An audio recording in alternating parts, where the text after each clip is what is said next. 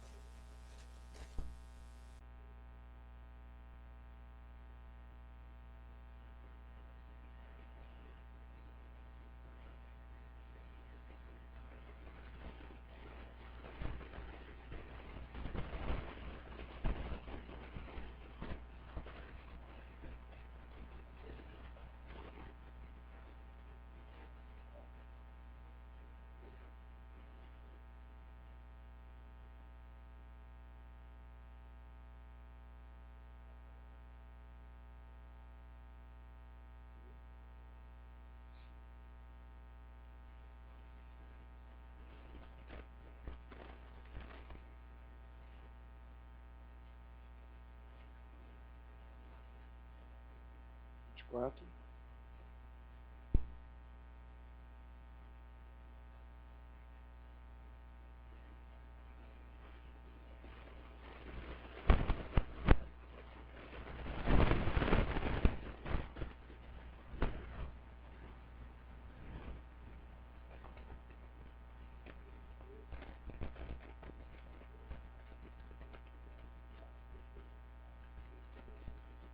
Todos ficaram atônitos e glorificavam a Deus, e cheios de temor diziam: hoje vimos coisas extraordinárias. Amém? Vamos orar. Bondoso Deus, muito obrigado, Pai, pela oportunidade que temos mais uma vez de estarmos aqui reunidos em Teu nome. Aceita a nossa adoração e o nosso culto. Ó Pai querido, fala conosco mediante a Tua palavra, que possamos tirar a aplicação prática, o aprendizado, ó Deus, deste momento, ó Pai, da vida de Jesus, para as nossas vidas, ó Pai, para o nosso dia a dia. Assim eu te peço, agradecido em nome de Jesus. Amém. Muito bem, irmãos, estamos seguindo então a nossa sequência em Lucas. Já vimos que Jesus inicialmente estava pregando em sinagogas, depois ele começa a pregar para grupos maiores. Esteve na semana passada, retrasada, na praia, né? Pregando, o seu púlpito foi o barco de Pedro. Agora Jesus, passado aquele episódio tão significativo ali, daquele momento onde ele foi pescar, agora Jesus volta para Cafarnaum e vai pregando como ele vinha fazendo, mas agora parece que ele está na casa de algum crente de Cafarnaum. E o cenário começa a mudar um pouco. Começa também neste momento, a partir daqui, a ficar mais claro no Evangelho de Lucas, a oposição que ele vem recebendo dos fariseus e dos mestres da lei. Começa a ficar mais claro daqui em diante, isso vai crescer muito no Evangelho. Aqui também começa a fase de ensinamento mais intenso de Jesus para com os discípulos. Também eles começam a ter um processo aqui de aprendizado muito grande e mais intenso, e vamos ver isso também da sequência aqui em diante. Mas junto com a oposição que começa a crescer agora, Jesus começa a sofrer dos fariseus e dos mestres da lei, a gente vai conhecer neste bloco aqui também alguns motivos dessa oposição. O porquê que eles estão tentando de alguma forma desmoralizar Jesus, uma vez que ele apresenta-se como o Filho de Deus, ou o próprio Deus, com o poder do próprio Deus. E nós vamos ver aqui nesse texto que já lemos, duas curas, dois momentos de curas. E vamos ver aquilo de prático, as lições práticas que Deus ensina. Então as pessoas ali, certamente, nós também vamos ter bastante a aprender destes dois momentos aqui da vida de Jesus no seu ministério público na Galileia. O texto nos diz, logo no verso 12, Jesus estava numa das cidades da região da Galileia, estava provavelmente na casa, indo até a casa de uma pessoa, indo na direção da casa de uma pessoa que vamos ver mais proximamente na segunda cura. E este homem leproso, uma figura detestável naqueles dias, tido como imundo pela cultura da época, vivia enfaixados e geralmente essas pessoas nem sequer entravam na cidade. Era normal que eles ficassem nos portões da cidade, tendo em vista o medo do contágio. Um outro fato também é que a Bíblia coloca como lepra, mas muito provável que toda doença de pele daqueles dias fosse chamada de lepra.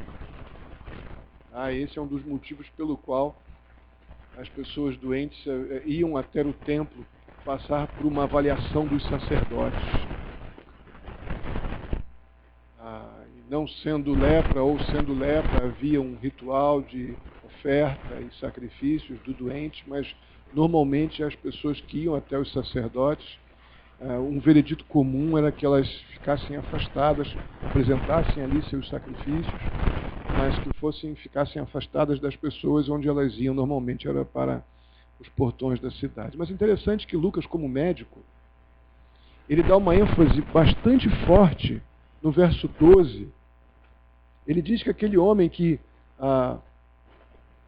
ao ver Jesus, ele prostrou-se, mas diz que aquele homem estava coberto de lepra. Essa ênfase de não apenas dizer que ele está com a doença, não obrigatoriamente a nossa conhecida hanseníase, mas que ele está coberto de lepra porque a coisa estava feia, muito feia. Esse diagnóstico do médico Lucas era de que a coisa era difícil. Na verdade, acredito que a intenção era que a gente compreendesse que era um caso dificílimo, bastante complicado. Mas aquele homem, ao ver Jesus, ele se prostra diante de Jesus e implora para que Jesus o cure. Eu creio que a forma dessa súplica, ele prostrar-se e no meio de outras pessoas, seguramente, diante de Jesus, nos leva a crer que esse homem ele compreendia, ao olhar para Jesus, que ele não era um curandeiro do momento, como vimos já em algumas mensagens anteriores, mas eu creio que este homem compreendia que Jesus era o Messias, que era a providência de Deus para o pecador, e ele se coloca diante de Jesus com uma postura de muita submissão pela própria frase dele, pela sentença que ele coloca nas versões Revista Corrigida, Revista Atualizada e ACF, Almeida Corrigida e Fiel. Somente a NVI não coloca a palavra que no texto original aparece, a ideia de reconhecimento que este homem tem de que está diante do Messias. A palavra Senhor, reconhecimento de autoridade e poder supremo, que esta palavra aponta, sai da boca deste homem. Ele diz, Senhor, se o Senhor quiser, eu fico limpo. Dentro da ideia de que ele era o impuro dentro daquela cultura. Mas ele vai para Jesus prostrado, numa situação talvez até constrangedora diante das implicações que a sua enfermidade lhe causavam ali na sociedade da época, tanto diante das pessoas de forma geral, mas bem no que diz respeito à religiosidade da época, era algo muito complicado. Muito complicado. Ele diz, Senhor, se quiseres, pode purificar-me. Irmãos, até hoje, muitas pessoas desejam ser curadas, ou muitas das pessoas que desejam ser curadas hoje, elas têm bastante a aprender com este leproso. Todos nós temos os nossos momentos, né? Alguns com situações mais difíceis, outros com menos difíceis. A questão é que a gente, quando fica enfermo, a gente pede a Deus que cure, não é assim? Dentro desse contexto, eu creio que a gente pode aprender muito com este homem. A questão aqui não está na fé do doente. A ênfase aqui não está na fé do doente num primeiro momento. Dele crer ou não no fato de Jesus poder curar. Eu creio que está explícito no texto que ele tem total convicção de que Jesus pode curar. Ele vai para Jesus reconhecendo o Senhor Jesus como Messias, não como qualquer outra coisa que já acontecido anteriormente nesses períodos, quando Jesus começa mais evidentemente esses milagres públicos, dando testemunho então da sua divindade, e é muito mal compreendido. Pessoas estão se aproximando de Jesus pelos interesses, a maioria deles, como já falamos aqui anteriormente. Mas eu creio que esse homem não. Esse homem vai para Jesus como Deus. Ele reconhece a sua messianidade, ele compreende diante de quem ele estava. Ele se rende. Ele se prostra numa total submissão. Se o Senhor quiser, não é nenhum tipo de incredulidade. É uma convicção de que está diante de Deus e que a sua sujeição é mais importante do que a cura física. O reconhecimento dele de que estava diante do Messias lhe importava mais do que cobrar de Jesus uma cura física. Senhor, ele já está dizendo, eu reconheço que tu és o Messias. Eu reconheço a tua divindade. Esse sujeitar-se à vontade do Senhor eu creio que foi determinante para esse processo que Jesus está usando da sua vida pública para ensinar os discípulos, para nos ensinar. Eu não posso olhar para esse texto com uma visão unilateral, ou seja, de uma perspectiva só. Jesus está ensinando para mim e para você lá no primeiro século. Jesus está ensinando os discípulos que estão ali ao redor, vendo aquela situação acontecer, deixando claro, não é para vir a mim pelo que eu posso fazer, é para vir a mim pelo que eu sou. O que eu posso ou não fazer é uma consequência de quem eu sou. E essa atitude de rendição diante de quem eu sou vai capacitar você para a decisão que eu tomar, seja qual for. Eu creio que essa compreensão, tudo isso estava envolvido neste momento inicial, onde ele se coloca diante de Jesus, vai até Jesus. Repito, irmãos, ele está todo enfaixado, ele talvez esteja só com os olhos de fora, não esteja uma parte do corpo, já que ele está coberto de chagas, coberto de lepra. Ele deve estar todo enfaixado, as pessoas têm nojo dele, as pessoas têm medo dele, as pessoas se afastam dele. Ele aproxima-se de Jesus, que andava com multidões atrás dele, se joga no chão, e diz, Senhor, coisa que a maioria talvez não estivesse falando isso, mas talvez estivessem, como mencionei semana passada, chamando de rabi, de mestre ou chefe. E ele se rende diante do Senhor Jesus, reconhecendo que ele é tudo o que diz ser, e confessa a sua sujeição, afirmando que se o Senhor quiser, dependendo da tonalidade que a gente dá nisso aqui, a gente coloca um tom de dúvida, né? O que manda aqui é a palavra Senhor, que estranhamente foi omitida na NVI. Ela tem outros, tem apenas o se quiseres pode purificar, mas o Senhor é muito importante aqui. Vemos no verso 13 que Jesus estende a mão e toca nele e disse, eu creio que de forma muito tranquila, sem nenhum show, alguma pirotecnia evangélica, Jesus disse, quero. Seja limpo, ou seja, purificado. E o texto nos diz que imediatamente não teve uma carência, como as pseudo-curas dos nossos dias, né? Imediatamente, aquele homem que estava coberto de lepra, o cuidado de Lucas de dar esta ênfase, ele ficou limpo. Algumas coisas importantes aqui, para a gente observar neste verso 13. Jesus toca no leproso. A pergunta é, Jesus precisava tocar no leproso? Tinha alguma necessidade disso? Então não estamos aqui com nenhum tipo de doutrina, como muitos dos nossos dias gostam, de trazer para si uma autoridade divina, de tocar e ficar curado. Não tenho a menor convicção de que isso seja qualquer tipo de doutrina de cura. Mas Jesus toca naquele homem, porque naquela cultura, aquela impureza que foi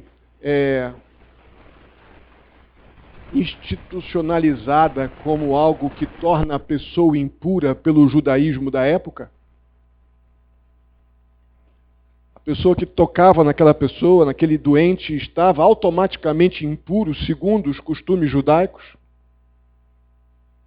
Jesus, neste processo de mostrar-se como Filho de Deus e mostrar às pessoas ao redor a sua empatia com as pessoas doentes, enfermos, carentes, pobres, como já vimos nos contextos anteriores, Jesus toca naquele homem e não fica impuro, não perde a sua autoridade messiânica, não pega a lepra, já gerando nas pessoas um questionamento sobre o sistema judaico daqueles dias. A religiosidade judaica que mantinha as pessoas cativas em ritos e cerimoniais. Então há um momento aqui, é muito didático este momento. Repito, não tem nenhuma doutrina do tocar para ser curado aqui. A ênfase aqui é, botei a mão nele e na contramão de tudo que é dito, não fiquei nem com lepra e nem impuro. Então, o primeiro momento que deve nos chamar a atenção aqui. O segundo, nesse texto 13. Jesus produz naquele homem, como já comentei há pouco, cura física de algo muito grave.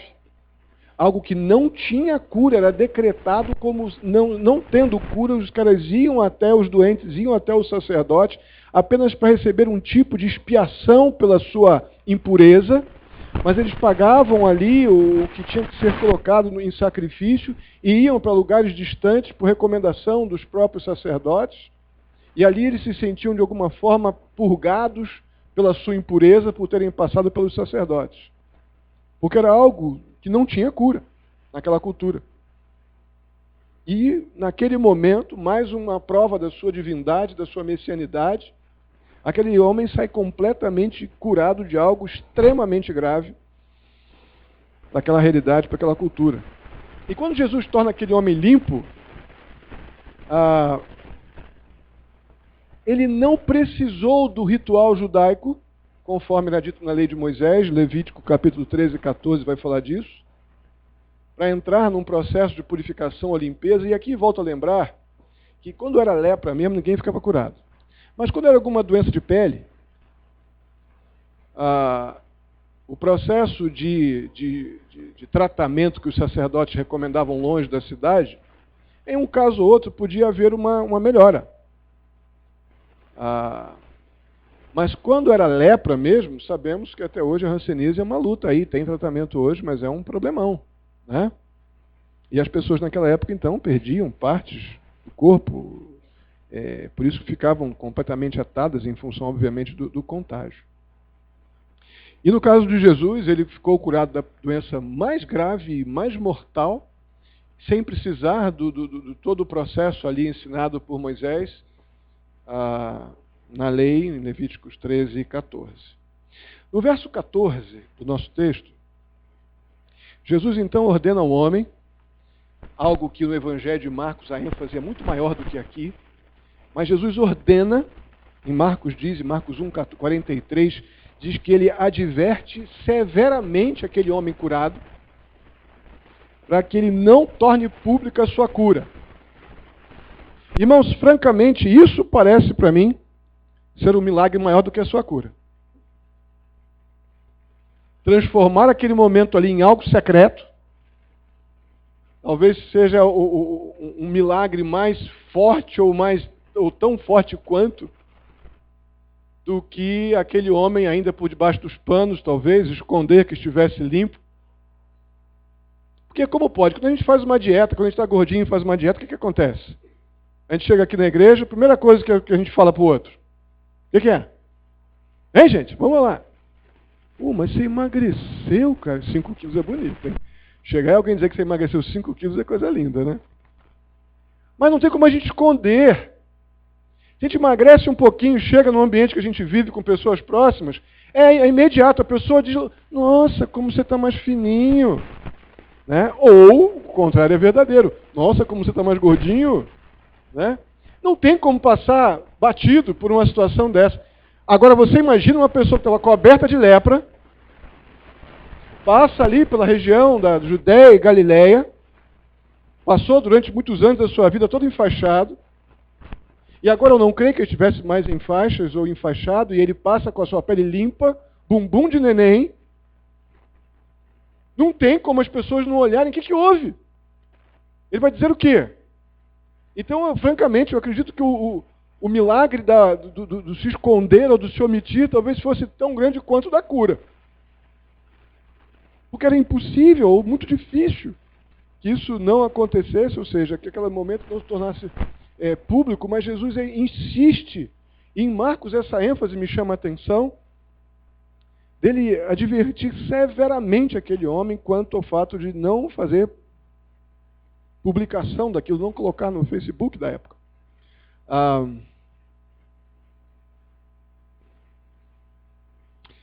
A segunda parte dessa ordem do verso 14, ela é a ordem para que aquele ex-leproso, então, que ele vá ao sacerdote para que possa sujeitar a lei mosaica, como eu disse aqui há pouco. Eu duvido muito que tivesse uma fila de pessoas ali para testemunhar da sua cura para algum sacerdote, cura de lepra. Ele deve ter sido talvez o primeiro e possivelmente o único. Pelo menos nos últimos muito tempos. De lepra mesmo, eu creio que não deve ter tido situação anterior. E ele chega diante dos sacerdotes, mostra para os sacerdotes, eu vim aqui para entregar o sacrifício, para purificar a minha lepra, mas, como vocês podem ver, até ainda há pouco eu tinha, mas agora não tenho mais a podridão na minha pele, não tenho mais a lepra, a doença que me tornava impuro. E eu acredito que os sacerdotes olharam para a cara do outro e não sabiam o que fazer. Imagino que deve ter sido um momento crítico. E esse testemunho daquele homem e dos próprios sacerdotes, eu creio que causou um certo pânico entre os sacerdotes da época. E, inevitavelmente, isso tornou ainda mais pública e notória, e agora oficialmente pública, né? Porque passou pelos sacerdotes, os sacerdotes acredito que devem ter imposto sobre este homem todo o processo da lei, ali em Levítico, conforme é dito por Moisés, o texto aqui de Levíticos 13 e 14, mas para um homem curado. Deve ter sido uma crise grande. Uma crise de consciência, talvez, ou de... Eu creio que a crise é maior de consciência, porque estavam negando que Jesus era o Messias, e aquele que eles negavam ser o Messias fez algo que eles jamais poderiam fazer, e isso estava comprovado, estava público, e a coisa gerou nos judeus, na religiosidade judaica, certamente uma crise. E aí no verso 16 nós vemos que Jesus, depois disso, retirou-se para o deserto e orava. Nós já vimos que Lucas dá muita ênfase a esses momentos de retiro de Jesus, indo para o deserto orar. Não é difícil que o local, que esse deserto que Jesus costuma ir orar, é o mesmo onde ele passou aqueles 40 dias sofrendo grande oposição de Satanás. É provável que seja o mesmo lugar, até porque Jesus conhecia bem aquele lugar. Coisa interessante.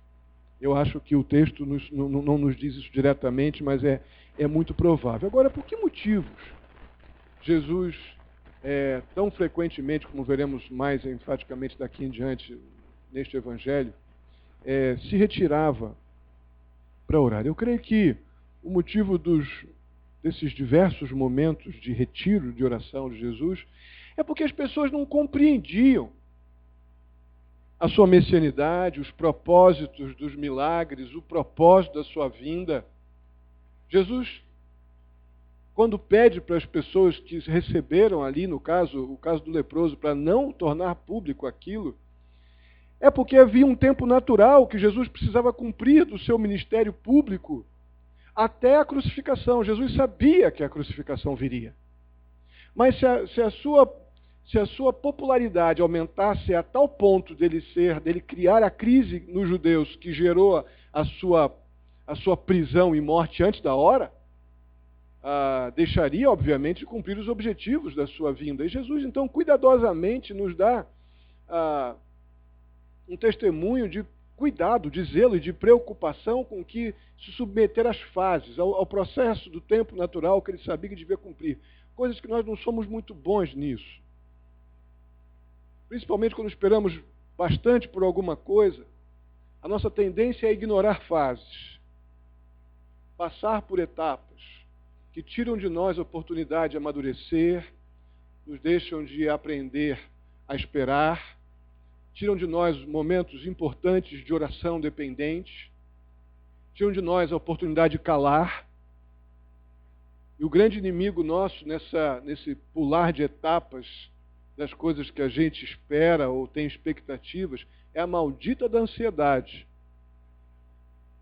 Que tira de nós esses momentos, por exemplo, importantes de Jesus, de nos seus questionamentos internos e lamentos, provavelmente, porque um dos motivos pelo qual eu vejo Jesus sair para o deserto, sem dúvida alguma, é esse. Jesus aí no deserto: Senhor, esses caras estão vindo tudo atrás de mim, mas não compreendem que eu estou vindo por eles. Não para dar uma melhoria terrena para eles, mas para dar uma cura para a alma e um perdão de pecados e a vida eterna. Eles estão atrás de mim por causa da cura, atrás dos benefícios terrenos. Eu creio que Jesus tem muitos desses momentos aqui, só Deus poderia plenamente compreendê-lo. Uma outra verdade que eu vejo que está implícita aqui, é que quanto maior o sucesso terreno de Jesus, maior a tentação humana de tentar evitar o que estava por vir, que era uma grande aflição física, moral, espiritual. Vamos olhar mais uma vez na perspectiva do homem Jesus, do Deus homem. Muito sucesso, muita evidência. E a tentação para abandonar o caminho da cruz deveria talvez ser enorme para o homem Jesus. A gente não está acostumado a pensar em Jesus sofrendo na sua humanidade, né? A gente acha apenas que foi o Deus que foi para a cruz e ele podia, porque ele era Deus e podia passar por tudo. Mas você tem que lembrar da humanidade, do 100% homem de Jesus. A lembrança disso faz com que as nossas queixas encontrem uma referência. As nossas dores, preocupações e angústias encontrem em Jesus uma referência de quem esperou e nas suas aflições ele ia para o deserto ali e ficava com o Senhor Jesus em oração, ou com Deus em oração.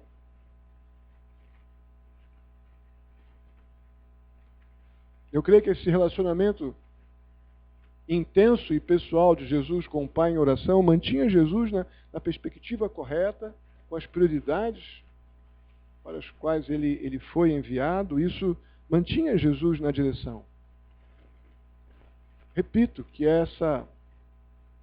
perdemos muito costumeiramente o foco, porque a nossa oração ela está muito dependente da intensidade da crise para poder também ser intensa e ostensiva.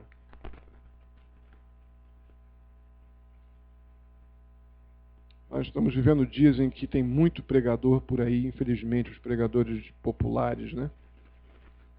Figuras aí evangélicas, né? Suas caindo dos seus palcos, né?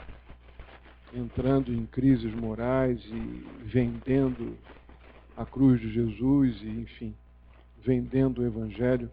Eu creio que muitos desses não seguiram o exemplo de Jesus de se retirar para seus momentos de solidão, de quietude com o Senhor e oração, para poderem lidar bem com o sucesso e com a popularidade. Não tem problema em pregar o Evangelho e multidões virem até Jesus.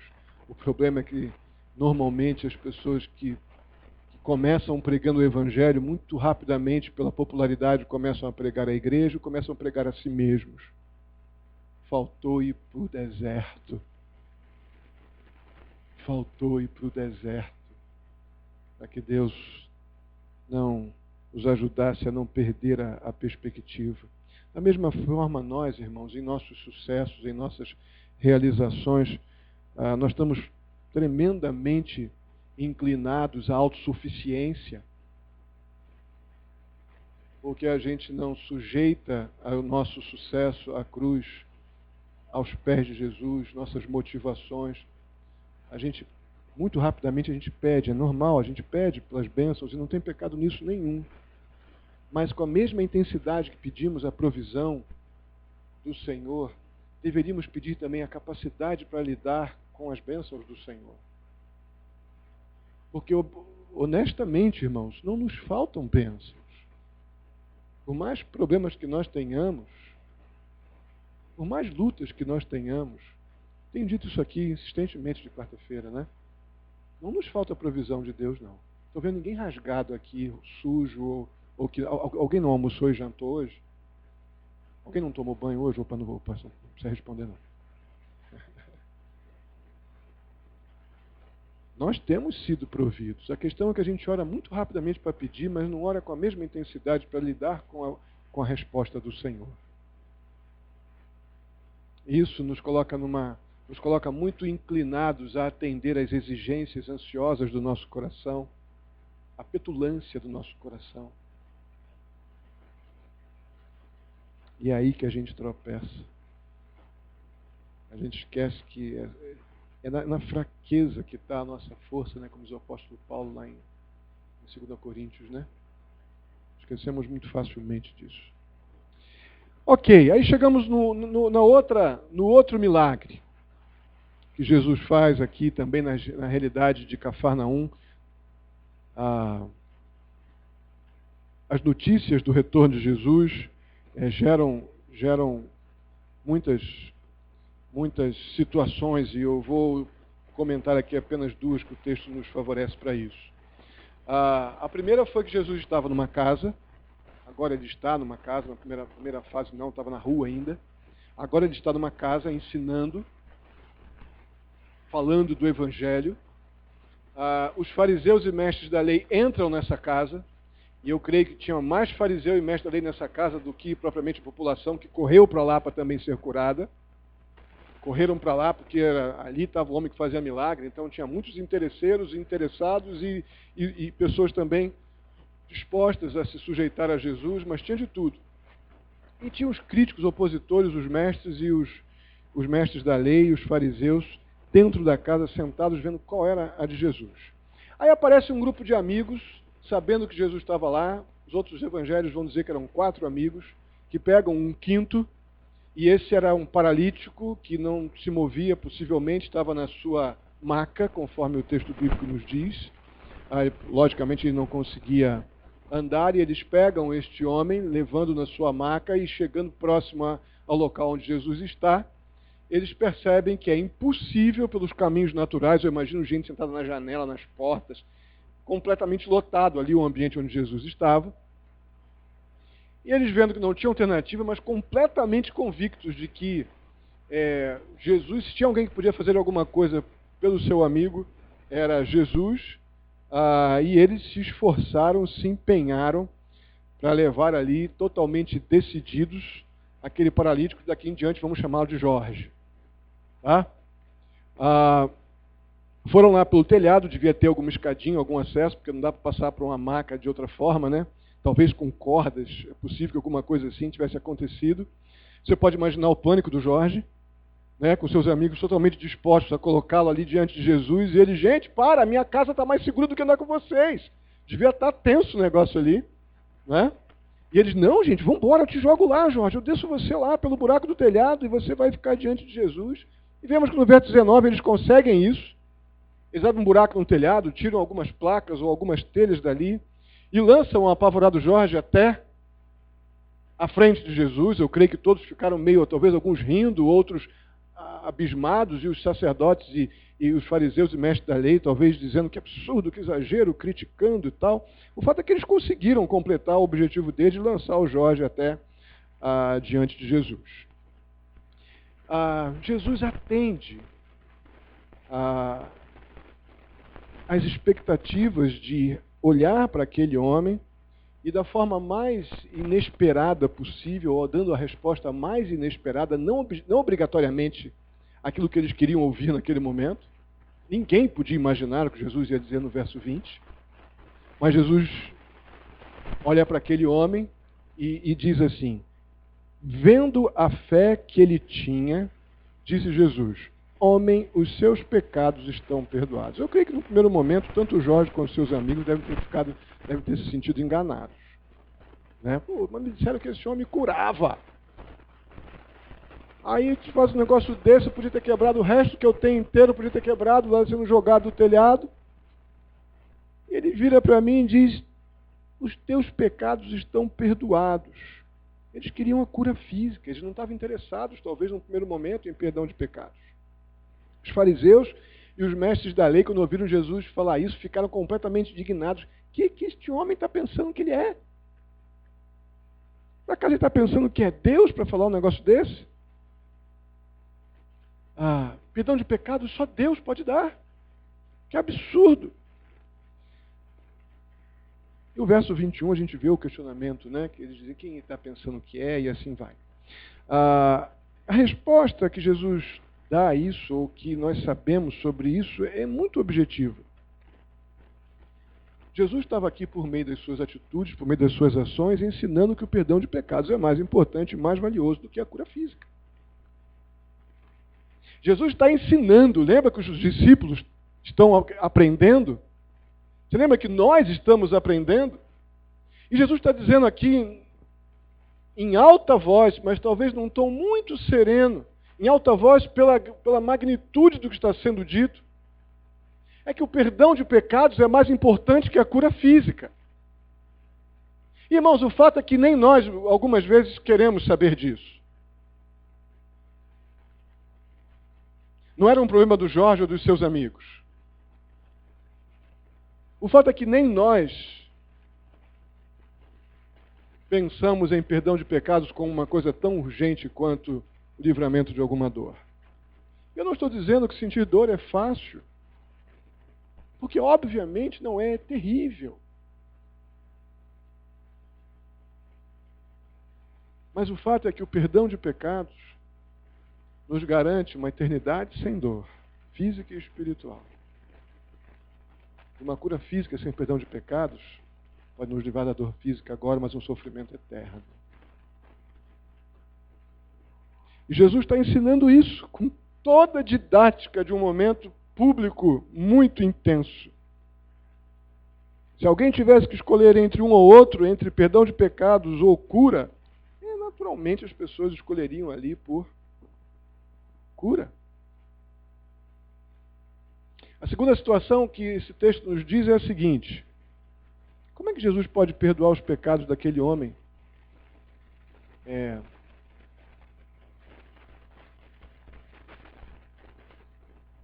baseado na fé, talvez, daqueles 4 que jogaram ele pelo telhado. Ou baseado em algo que não estava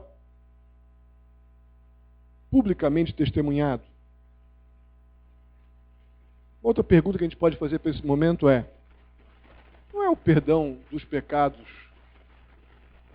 baseado num arrependimento e numa fé individual? Como é que Jesus está perdoando pecados de um cidadão que não pediu isso, não demonstrou isso, e na verdade ele estava ali quase que forçado pelos amigos? Como é que está acontecendo isso? Forçado a gente supõe, né, irmãos? Vamos tirar o forçado então, para não forçar a barra. Mas motivado, encorajado pelos amigos. Eu creio que a resposta para isso nós encontramos na base para o perdão que nós recebemos de Jesus. 1 João 4,19 diz que nós o amamos porque ele nos amou primeiro. Não é assim? Depois em Atos 16,14 vemos que nós temos fé em Jesus porque ele abriu os nossos corações para crer nele. Vem dele.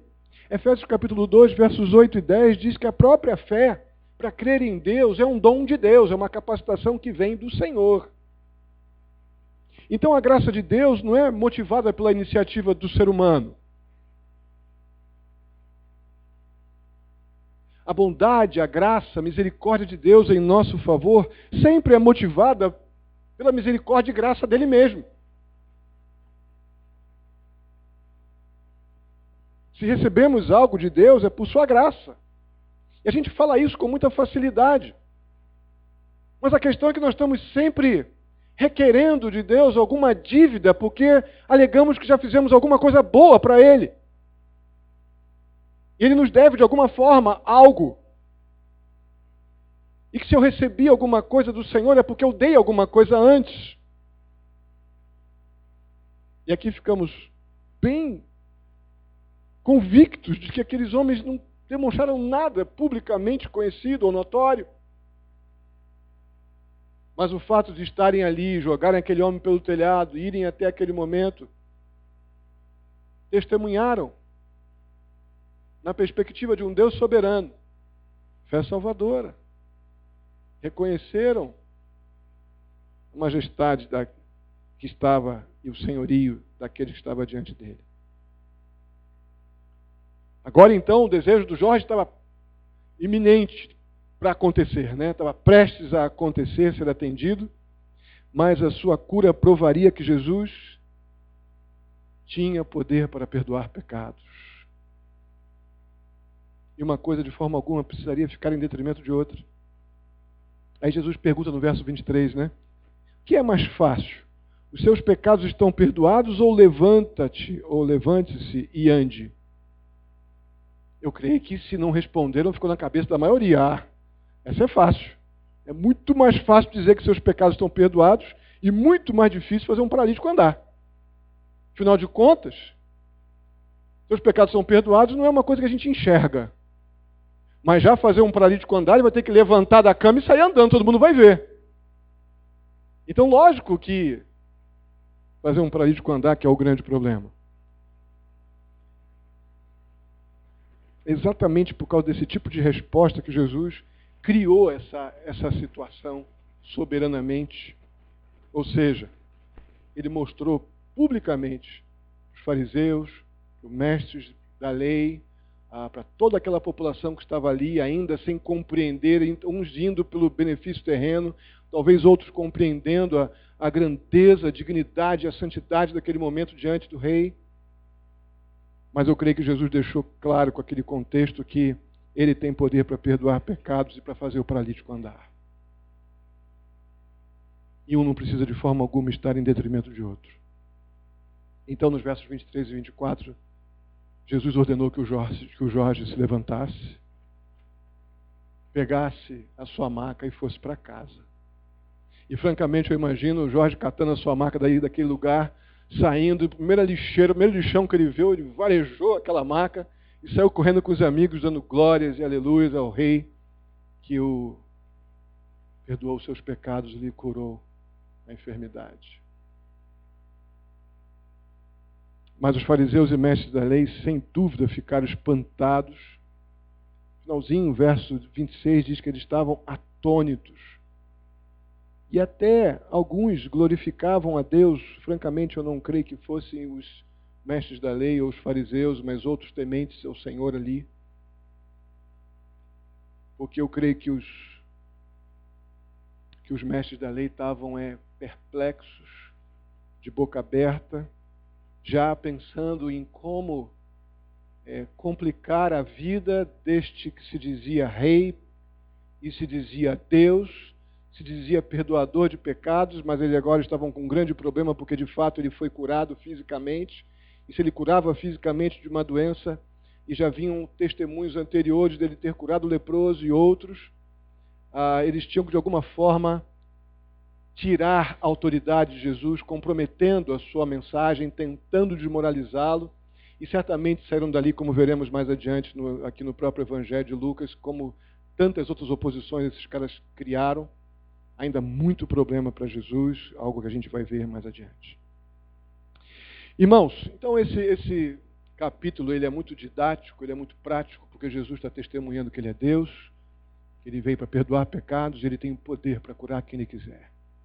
Mas que a prioridade dele sempre vai ser perdoar os pecados, porque isso aqui é determinante para o ser humano. A questão é, olhando bem para esse segundo milagre, mais especificamente, a qual dos dois grupos nós pertencemos? Que tipo de pessoa nós somos? Nós somos aqueles que levam as pessoas até aquele que pode perdoar os seus pecados e curá-las? Ou nós somos o tipo de pessoa que apenas fica procurando uma forma de criar oposição às verdades inegáveis que estão diante do seu nariz, vendo Deus agindo, pessoas sendo salvas, pessoas sendo consagradas, pessoas crescendo na fé, no conhecimento do Senhor Jesus Cristo. Eu fico ali apenas como opositor das verdades inegáveis, irrefutáveis. Que tipo de pessoa eu sou? Nós temos que saber responder isso.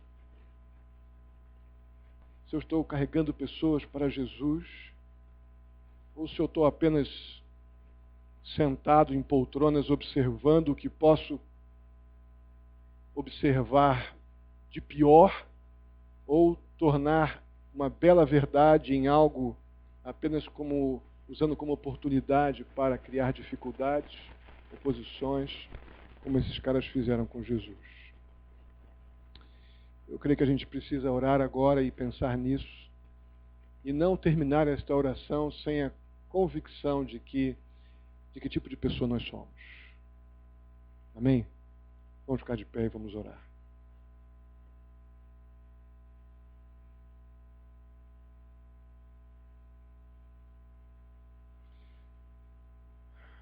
Bondoso e amado Deus, muitíssimo obrigado por este momento gostoso de lidar com estes episódios da vida de Jesus, com esses momentos da vida de Jesus, tão didáticos, com intenções tão claras de Jesus, de mostrar não somente a sua messianidade, mas de nos dar uma sacudida.